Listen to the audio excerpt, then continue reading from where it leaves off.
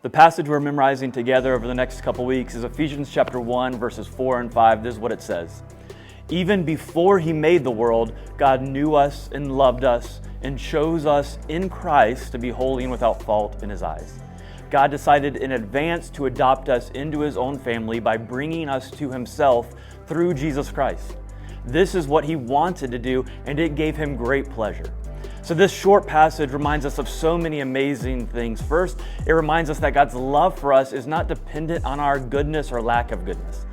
It says even before he made the world, so before you even existed, before you even ever did anything good or bad, God already loved you. And before you existed, God knew you, which means you're not an accident.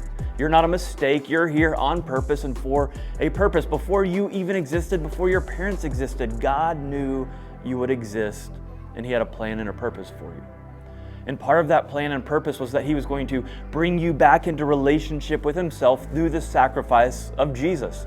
And this verse tells us that the relationship he brings us back into, it's not the relationship like one between a master and a servant. It says he adopted us into his own family. It's the relationship that a loving father has with his son or with his daughter. And then my favorite part of this passage is that last line. It says, this is what he wanted to do, and it gave him great pleasure.